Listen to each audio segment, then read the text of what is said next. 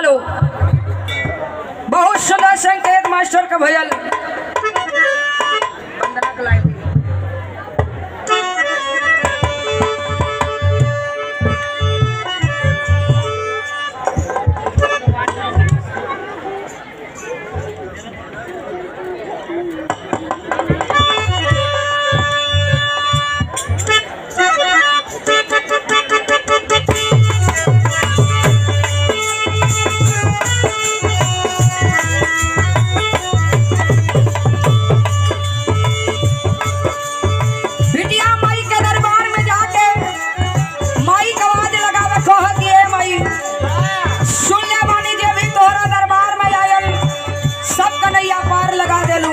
आज बिटिया आई बा देखिला नैया पार लगावल के बीच मझधार में डुबावेलू। फिलहाल कोनो चीज मंगले के जरूरत नहीं थे, बिना मंगले सब कुछ दे देले बाड़ू, लेकिन ई महफिल में कोई चीज चाहिए।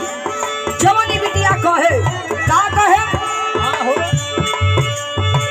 सॉरी सारे गाम के सजा दो भवानी,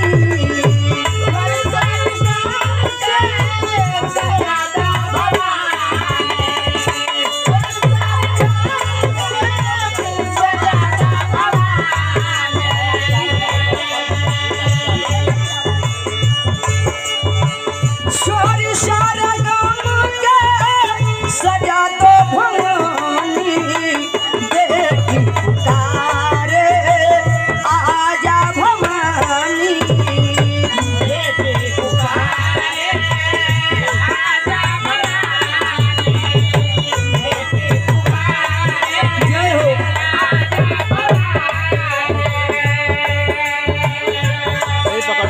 ए माई। रुपया पैसा धन दौलत के लालच नहीं थे, कि महफिल में बने चाहिए कि महफिल में आ गई बिटिया के स्वर संगीत साज बाज के सजाए दा। ये तने ना एक बात और कहे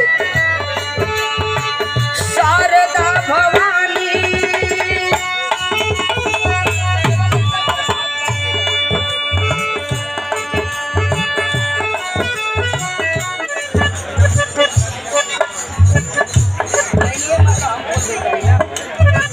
और बड़े ही सम्मानित आप मुन्ना लाल यादव, बड़े ही सम्मानित कलाकार हैं आप।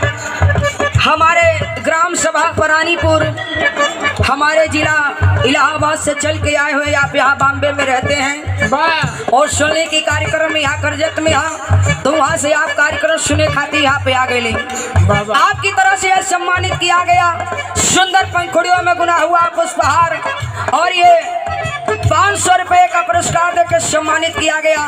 भैया के बहुत बहुत प्रणाम, सब लोगों के बहुत बहुत प्रणाम।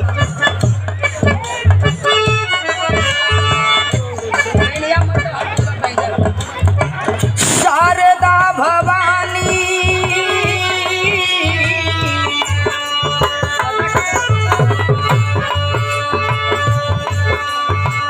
शारदा भवानी आवो,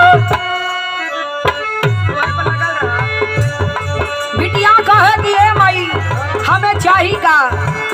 शारदा भवानी आवो मई हर के छोड़ के, कब से तो के जो हट बानी,